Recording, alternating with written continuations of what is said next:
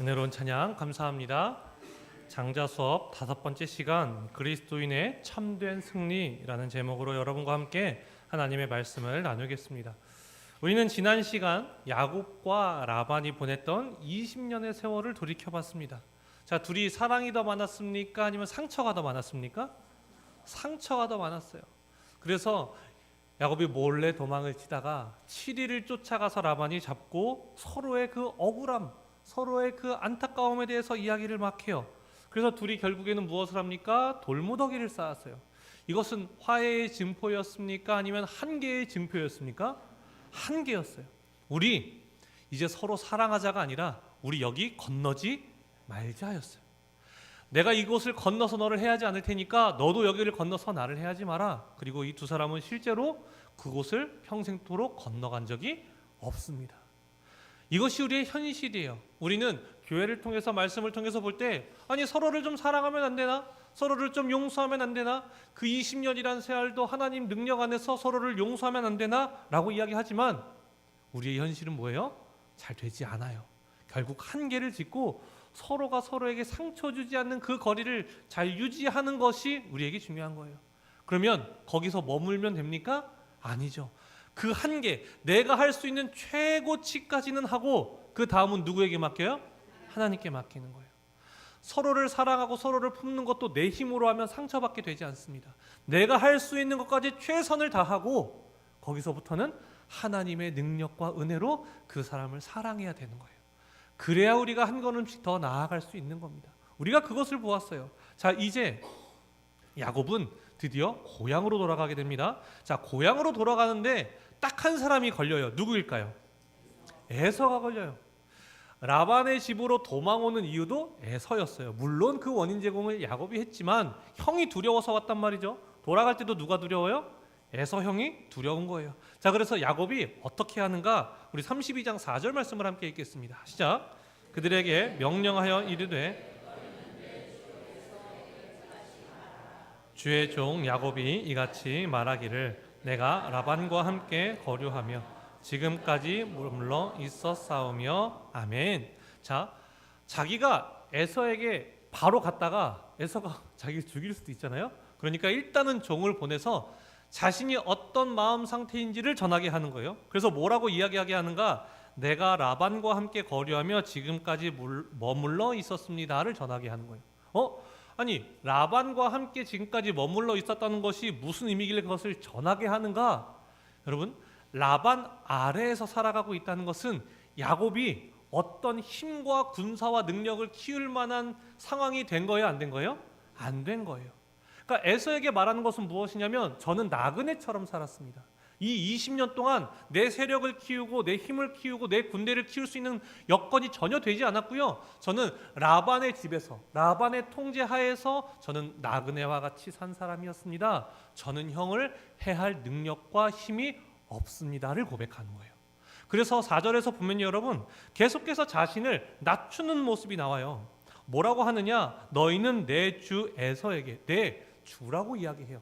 그러니까 종에게 말하는데도 내 주 에서라는 표현을 쓰고요. 그 다음 주의 종 야곱, 주의 종 야곱, 내가 종이야 라는 것을 전하게 하고요. 라반과 함께 거류하였다. 나에겐 아무 힘과 능력이 없습니다 형님. 이것을 계속해서 표현하는 거예요. 자, 이것을 표현했습니다. 그때 그 종이 돌아와서 말을 해줘요. 에서가 어떤 상황 가운데 있는지 이야기합니다. 자, 우리 32장 6절 말씀을 함께 읽겠습니다. 시작. 사자들이 야곱에게 돌아와 이르되 그가 400명을 거느리고 주인을 만나려고 오더이다. 아멘. 효과가 있어요? 없어요? 없어요. 몇 명을 데리고 와요? 400명을 데리고 옵니다. 여러분, 이 당시가 족장 시대라는 것을 기억했을 때 한 가문, 한 족장 안에서요 400명이 다내는 군사, 사람들이 아니에요. 군사만 400명이 된다는 것은요 거의 가문 중에서 최대치, 족장들 중에서 가장 최대치로 가지고 있는, 그러니까 누군가 범접할 수 없을 만큼의 강력한 힘을 가지고 있다는 것을 이야기하는 거예요. 자, 지금 야곱을 믿어요, 못 믿어요? 못 믿고 있는 거예요. 자, 여러분, 에서는 나쁜 형입니까? 좋은 형입니까? 말하기 애매하죠. 우리가 지난 시간에 이렇게 중립을 한번 지켜봤잖아요, 그렇죠? 양쪽의 상황을 들어보니까 라반 입장도 이해가 가요, 야곱 입장도 이해가 가요. 에서가 이해가 된다니까요. 야곱이 어떤 사람이었어요? 자기를 속이잖아요. 자기 약점을 파고들 줄 아는 놈이잖아요. 거기다 팥죽 한 그릇 팔면서 맹세하게 하잖아요.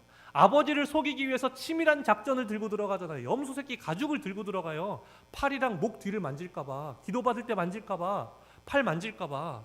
그리고 하나님의 이름으로 거짓말까지 하잖아요. 그러니까 이놈을 보면 안 돼. 얘는 아예 싹을 잘라야 돼. 야, 400명 다 데리고 와. 내가 야곱을 만나러 갈 거야. 여러분, 이때 야곱은 어떻게 반응할까요? 이판사판, 개판, 너 죽고 나 죽자 일까요? 자, 우리 13절 말씀 함께 읽겠습니다. 시작. 야곱이 그 소유 중에서 형 에서를 위하여 아멘. 무엇을 준비합니까? 예물을 준비해요. 여러분, 예물은요, 높은 사람한테 주는 거예요? 낮은 사람한테 주는 거예요? 높은 사람한테 주는 거예요. 이전 같았으면 머리를 썼을 거예요. 꾀를 부렸을 거예요. 내가 이 상황에서 어떻게 살아갈 수 있을까? 내가 저 분노한 형에게로 돌아가기는 해야 될 텐데 나는 어떻게 하면 형 위에 설 수 있을까를 생각했겠지만 이제 사람이 어떻게 됐어요? 변했어요. 하나님 안에서 변화되고 있는 거예요. 그러니까 자신을 그저 낮춰요. 머리 쓰지 않습니다. 그래서 얼만큼을 준비하느냐? 우리 14절로 15절 말씀 읽겠습니다. 시작. 암 염소가 200, 숫 염소가 20이요. 암 양이 200이요. 숫 양이 20이요. 전나는 낙타 30과 그 새끼요. 암소가 40이요. 황소가 10이요. 암나귀가 20이요. 그 새끼의 나귀가 10이라. 아멘. 여러분, 만약에 20년 전에 나를 배신했던 동생이 이만큼 가지고 오면 용서해 줄만 해요, 안 해요? 두 팔 벌려 환영할 수 있는, 그렇죠? 500마리가 넘어요. 500마리가 이 정도 데리고 오면 뭐 농장 하나 짓는 건 아무것도 아니에요. 아주 기쁘게 맞이할 수 있을 것 같아요. 머리 쓰지 않아요, 야곱이. 정말 자신의 최선을 다해서 형에게 자신의 연약함을 나누고 자신의 낮아짐을 나누고 있는 거예요. 그러면서 이 동물들을 그냥 한 번에 보내는 것이 아니라 세 때로 나눠요.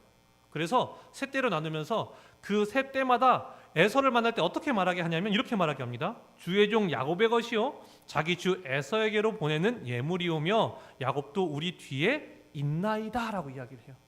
그러니까 계속해서 자신이 종임을 형에게 각인시켜요. 저 형님을 해야 할 마음이 없습니다. 이거 진심입니다라는 것을요 계속 이야기하는 거예요. 지금 이 상황을 보면요, 종을 통하여서 자신이 가진 것들을 통하여서 최선을 다했어요. 낮출 만큼 낮췄고 드릴 수 있는 만큼 최선을 다해서 줬어요. 그리고 이제 형을 계속해서 만나러 가요. 고향으로 가고 있어요. 그런데 이제 그 야복 나루터에 와서 자녀들을 건너보내고 아내들을 건너보내고 자신의 소유와 종들을 다 건너보내요. 자, 혼자 남아 있습니다. 그때 어떤 일이 일어납니까? 우리가 잘 아는 말씀이죠. 24절 말씀 읽겠습니다. 시작. 야곱은 홀로 남았더니 어떤 사람이 날이 새도록 야곱과 씨름하다가 아멘. 자, 어떤 사람이 나타나고 야곱이 이 사람과 무엇을 하기 시작해요? 씨름을 하기 시작해요. 근데 씨름을 잘해요, 못해요? 꽤 잘해요. 여러분, 씨름 해보셨습니까? 저는 키가 어렸을 때부터 컸잖아요. 초등학교 6학년 때 이미 170이 넘었어요. 그러니까 그때 친구들보다 더 힘도 세고 좋았는데 이기지 못하는 딱 한 명의 친구가 있었어요. 저희 동네 친구인데 그 친구네 집이 소를 키워요. 그러니까 그 서울 우유에 이제 우유를 납품하는 집인데 맨날 소를 끌고 다니는 거예요. 애가 작고 땅땅해요. 씨름을 하는데 이길 수가 없어요.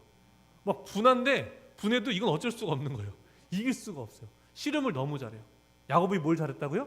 씨름을 잘했어요. 천하장사는 아니어도 한 백두장사 정도? 한라장사 정도까지는 되는 것 같아요. 자, 그러니까 상대방이 어떻게 합니까? 25절 말씀 읽겠습니다. 시작. 자기가 야곱을 이기지 못함을 보고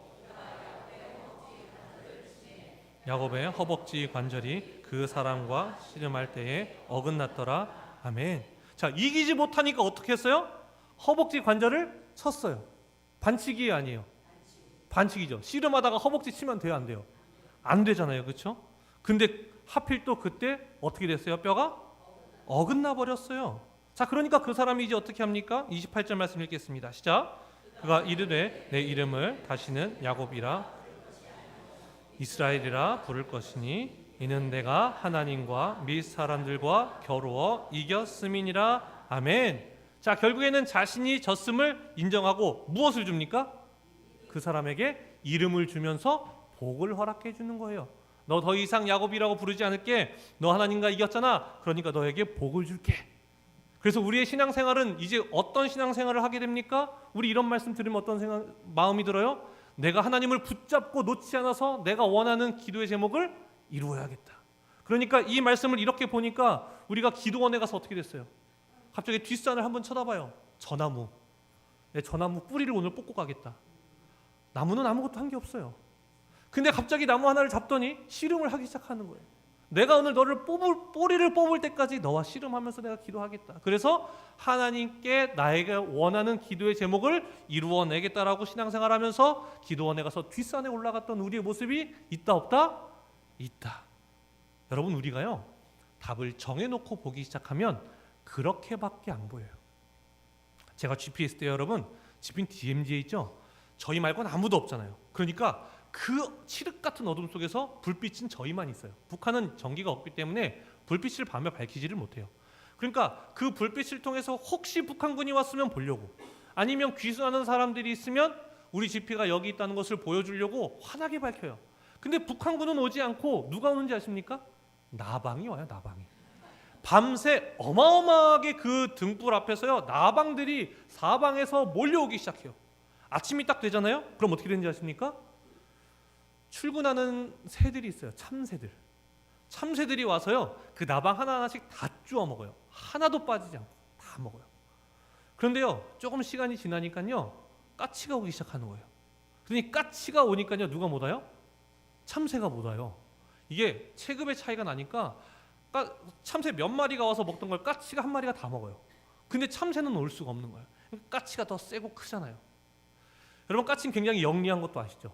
뱀이랑 싸워서 뱀을 잡아먹는 게 까치예요. 그런데요 이런 까치가요 교만해지기 시작해요. 그러니까 누구한테 덤비는지 아십니까? 수리부엉이한테 덤벼요. 부엉이 덤비면 안 되죠. 우리 영상을 하나 볼 겁니다. 이 교만한 까치가 어떻게 되는지 보세요, 여러분. 네, 한번 틀어주세요. 이럴 때 방송실은 당황스러워요. 느긋한 마음으로 기다려주셔야 방송실 당황하잖아요.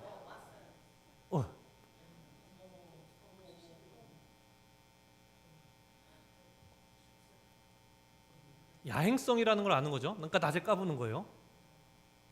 그리고 밤에 어떻게 될까요? 밤에 어떻게 됐어요? 잡아먹혔어요. 통쾌해요, 안 통쾌해요? 불쌍해요? 교만한 까치가 어떻게 됐다? 수리부엉이에게 잡혔다. 그런데 여러분, 댓글을 보니까요 어떤 댓글이 있었는지 아십니까? 까치는 똑똑해서 수리부엉이에게 덤비지 않는다는 거예요. 잠깐 멈춰주셔도 돼요? 당황스러우시죠 지금? 네, 스페이스바를 한번 딱 누르시면 멈춥니다. 네, 까치는 덤비지 않는데요. 그런데 왜 까치가 수리부엉이에게 갔는가? 그 근처에 자기 새끼 둥지가 있었던 거예요.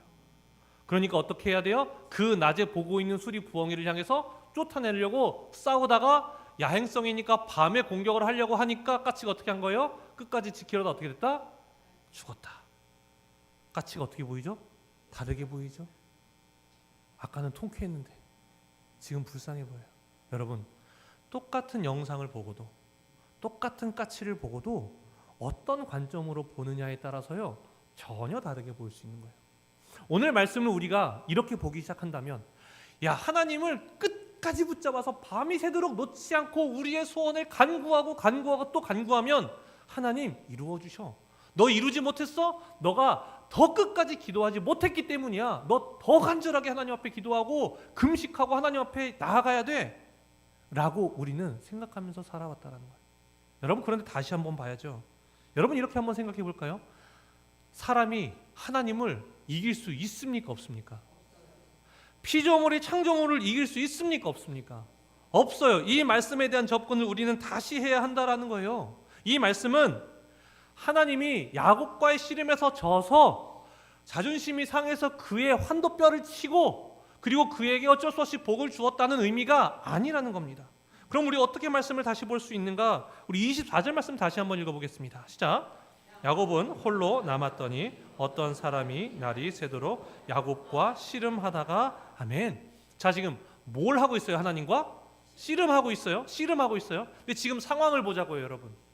야곱의 상황이 어때요? 20년 동안 라반 아래 있다가 정말 라반이 7일을 쫓아와서 전쟁이 나느냐 마느냐의 그 극한 상황에서 결국에는 돌무더기를 통해서 서로가 언약을 맺고 나와서 형의 집에 가고 있어요.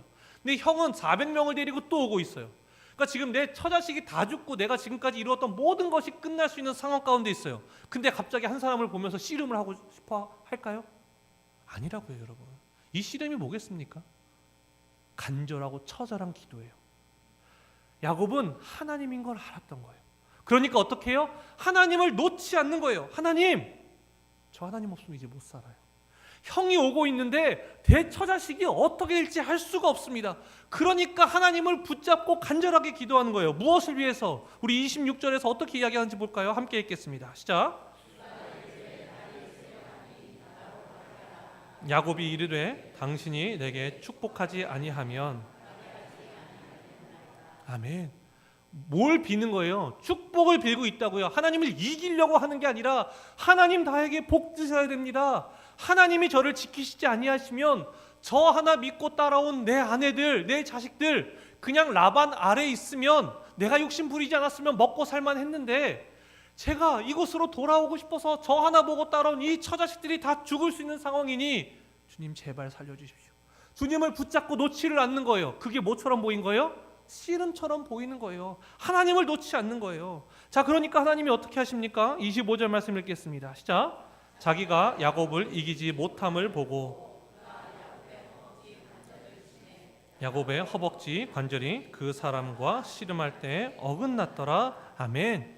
자기가 야곱을 이기지 못함을 보고, 이게 뭐예요? 정말 이기지 못한 것이 아니라 그 야곱의 간절함을 꺾을 수가 없는 거예요. 자신의 가족, 자신의 처자식을 지키고자 하는 그 야곱의 간절함을 하나님이 꺾지를 못했다. 그래서 무엇을 쳤다? 허벅지 관절을 쳤다. 이 허벅지 관절이 어디냐면요, 여러분 그 골반 있죠? 엉덩이 뼈가 있으면요, 거기에 딱 연결되는, 다리와 연결되는 그 관절을 말하는 거예요. 자, 거기를 치게 되면요, 사람이 자신의 발로 온전히 중심을 잡고 서 있을 수 있어요, 없어요? 없어요. 그게 무슨 말일까요? 너의 의지, 너의 중심으로 살아가는 것이 아니라 이제는 누구로 살아가라? 하나님의 중심을 두고 살아가라 라는 것이 바로 이거예요. 싸움에 져서 그 허벅지 관절을 친 것이 아니라 너가 그렇게 나를 붙잡으면서 살아가기를 원한다면 이제 너를 의지하지 말고 온전히 나를 신뢰하고 나를 의지하면서 살아가라 라고 이야기하는 거예요. 여러분, 그리스도인의 참된 승리가 무엇인지 아십니까? 바로 이거예요.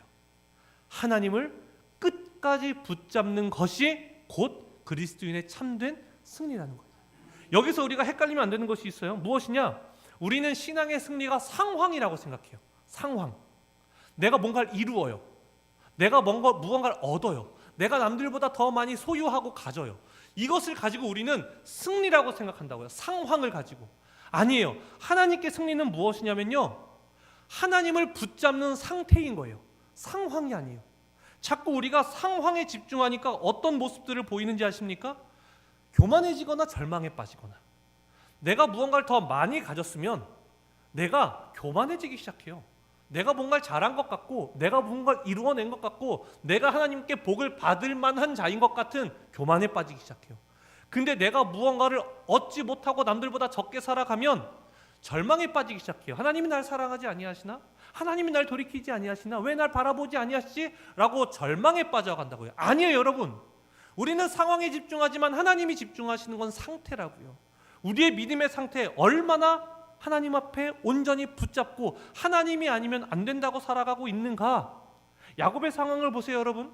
자, 하나님이 너 이제 이겼어, 너 승리했어 라고 말하는데요, 지금 에서 하해했습니까? 안 했습니까? 안 했어요. 그러면 우리 입장에서는 승리했는지 안 했는지 모른다고요. 근데 하나님께는 야곱이 하나님을 붙잡는 그 상태를 통해서 너 승리했다라고 얘기하시는 거예요. 여러분, 상황이 아니에요. 상태입니다. 그 상태가 온전히 하나님을 붙잡는다면 우리는 그것이 참된 승리라는 것을 성경이 이야기하고 있는 거예요. 여러분, 바울은 정확히 이 관점을 가지고 있었어요. 빌립보서 3장 12절 말씀을 우리 함께 읽어보겠습니다. 빌립보서 3장 12절입니다. 시작. 내가 이미 얻었다 함도 아니요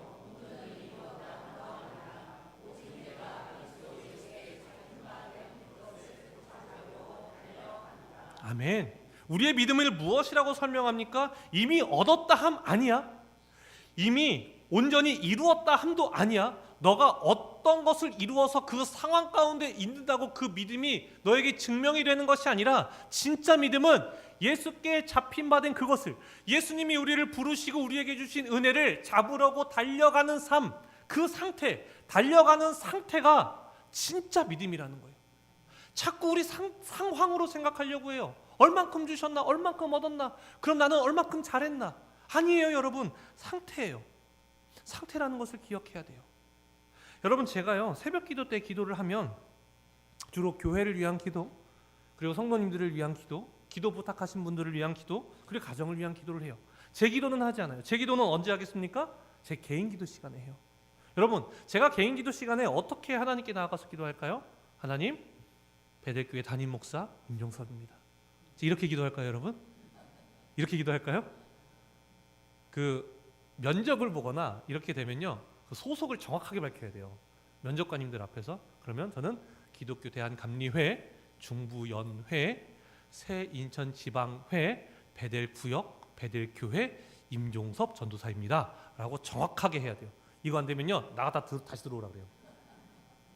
제가 하나님 앞에, 하나님, 저는 대한기독교 감리회 중부연회 새인천지방회 임종섭 담임 목사님도 하겠습니까? 아니요. 제가 하나님께 나아가는 것은 제 상황이 아니에요. 저는 언제나 하나님 앞에 상태로 나아가요. 하나님, 저는 하나님 은혜 가운데 살고 있습니까? 하나님, 저는 정말 하나님이 주시는 은혜로 오늘도 살아가고 있습니까? 전 그걸 점검해요. 상태를 점검하는 거예요. 하나님, 우리 베델교회가요 성도가 많아지고 있어요. 분위기가 좋아지고 있어요. 하나님, 우리 교회 잘하고 있죠? 상황을 가지고 하나님 앞에 나아가는 것이 아니라 제 상태를 가지고 나아가는 거예요. 하나님, 저 오늘 힘들어요. 저 오늘 지쳐요. 하나님, 오늘 은혜 주셔서 감사해요. 하나님이 우리에게 원하시는 건 상황이 아니에요. 상태예요.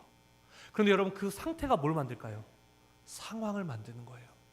우리의 신앙생활은 어떻게 가려고 하는지 아십니까? 상황을 주시면 제 상태를 변하게 하겠습니다 라고 고백하면서 가요. 이 문제 해결해 주시면, 이 상황을 바꿔주시면 제가요, 하나님, 이제 하나님 붙잡고 살아갈게요. 제 상태를 바꿔볼게요 라고 하면서 신앙생활 한다고요. 하나님이 우리에게 원하시는 건 그게 아니에요. 상태를 바꾸는 거예요. 우리의 믿음의 상태를 바꾸는 거예요. 하나님이 없으면 안 됩니다 라는 그 믿음의 상태를 고백할 때 비로소 무엇을 바꿔가신다? 상황을 바꿔가신다라는 거예요. 바울이 그걸 알았어요. 그렇기에 빌립보서 4장 12절도 이야기합니다. 함께 읽겠습니다. 시작. 나는 비천에 처할 줄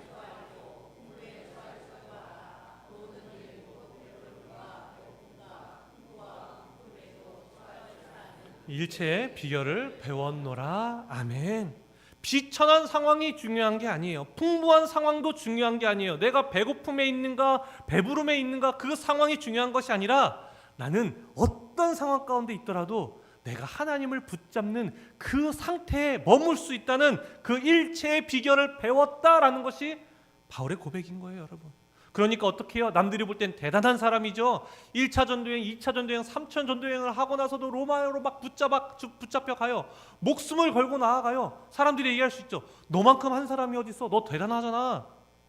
근데 바울에게는 중요한 게 뭐예요? 내가 무엇을 했다는 상황이 아니라 지금 내가 예수 그리스도께 붙잡힌 바 된 그 은혜를, 지금도 은혜를 나누려고 달려가고 있는 그 상태인가가 중요하니까, 내가 이전에 무엇을 했는지는 중요하지 않아요. 내가 하나님 앞에 달려가는 게 중요한 겁니다. 우리 신앙생활이 그래야 돼요. 상태를 바라보며 가야 되는 거예요. 여러분, 예수님도 마찬가지셨어요. 예수님이 온전한 육체로 오셨다는 것은 무엇을 의미하는가? 우리가 느끼는 감정, 우리가 느끼는 수치, 우리가 느끼는 고통을 고스란히 예수님도 겪으실 수밖에 없는 거예요. 하나님께서 예수님에게 십자가로 나아가라고 하실 때에 예수님이 그러니까 하나님 앞에 어떻게 고백합니까? 마태복음 26장 39절 읽겠습니다. 시작. 조금 나아가사 얼굴을 땅에 대시고 엎드려 기도하여 이르시되,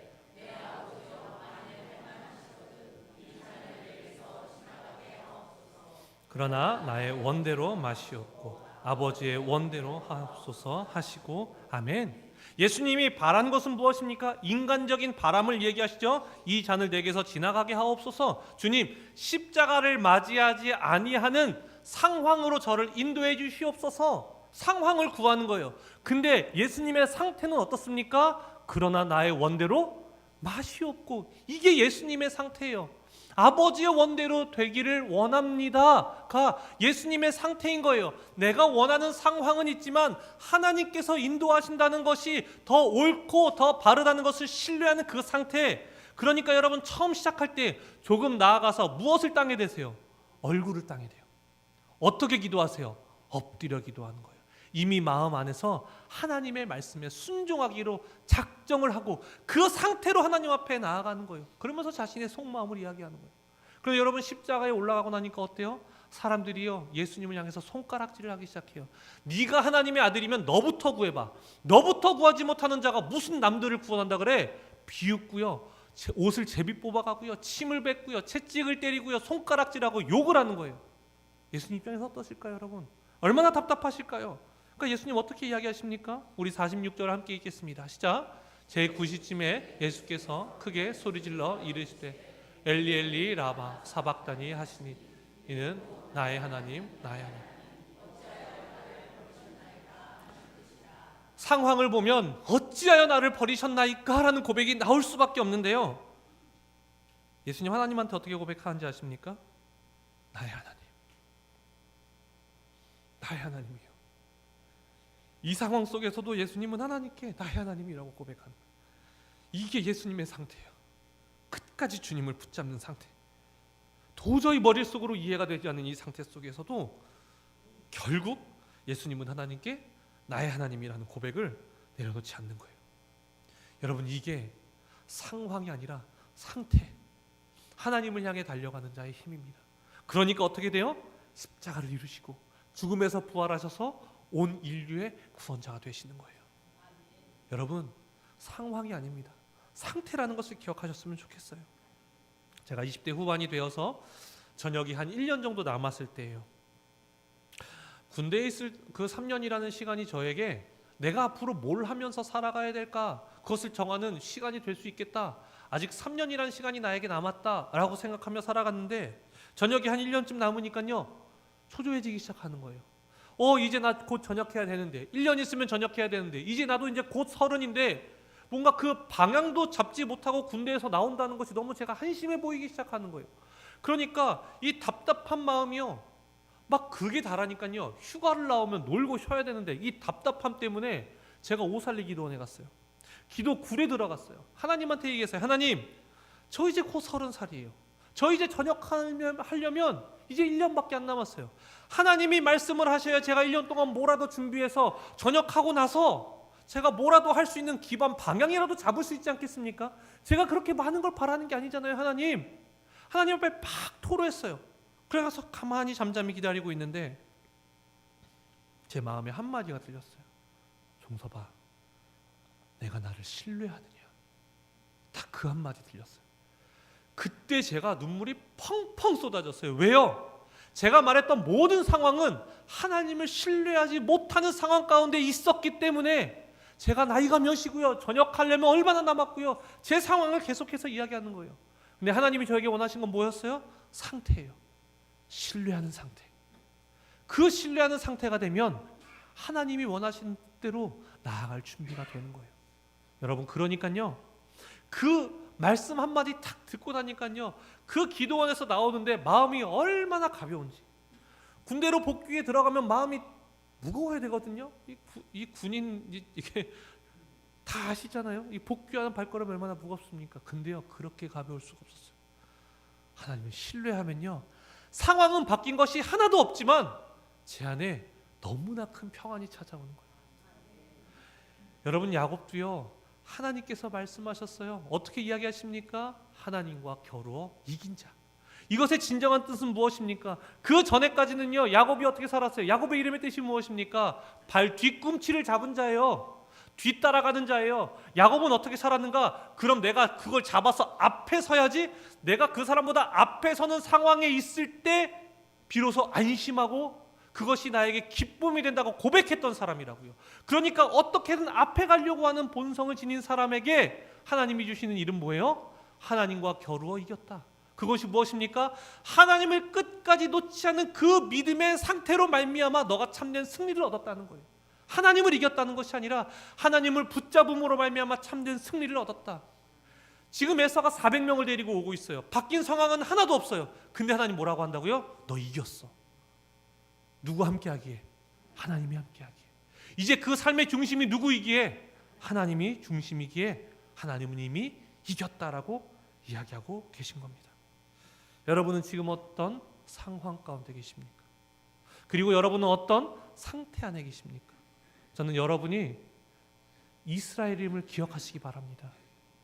야곱만 이스라엘이 된 것이 아니라 우리 한 사람 한 사람이 이스라엘입니다. 우리 한 사람 한 사람이 하나님을 온전히 붙잡을 때 우리에게 그리스도인으로서의 참된 승리가 주어진다는 것을 기억하시기 바랍니다. 여러분에게 시험이 있으십니까? 하나님을 붙잡으십시오. 그리고 그 시험을 통하여 하나님을 붙잡는 그 믿음으로 말미암아 예수께 잡힌받은 그것을 잡으려고 달려가는 그 믿음으로 말미암아 여러분은 이미 참된 승리를 얻은 자가 되는 것입니다. 기도하겠습니다. 사랑의 주님,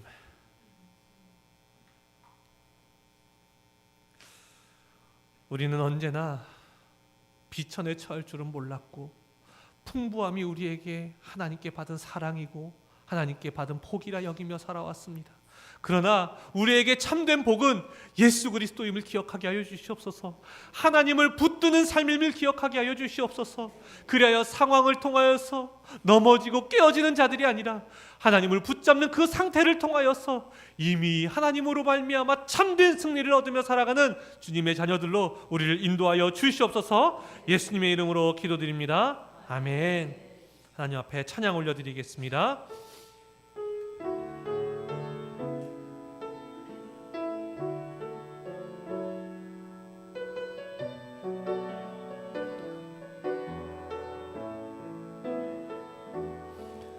내게 허락하신 시련을 통해 나의 믿음 더욱 강하게 자라나고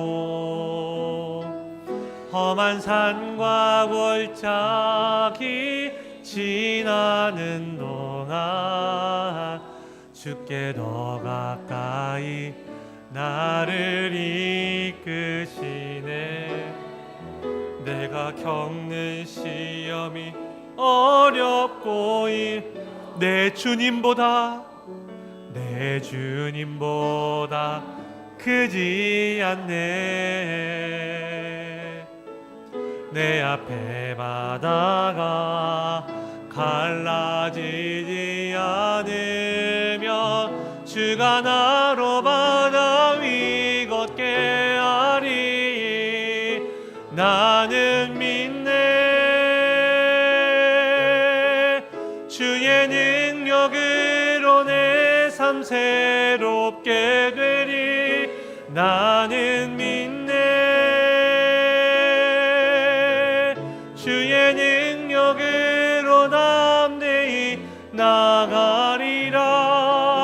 주와 함께 싸워 승리하리라. 날마다 믿음으로 나 살아. 우리 처음부터 고백합니다. 내게 허락하신 시련을 통해 나의 믿음 험한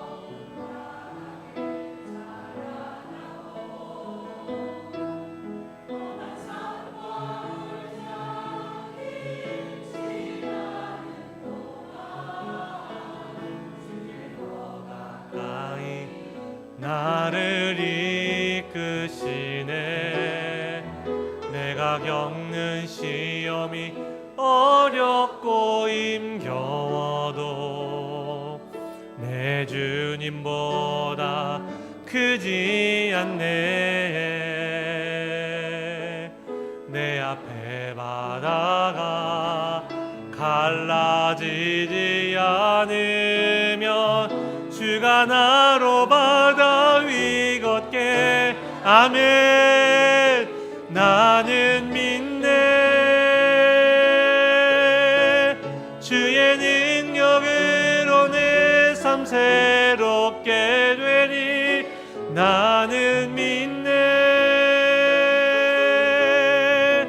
주의 능력으로 담대히 나가리라.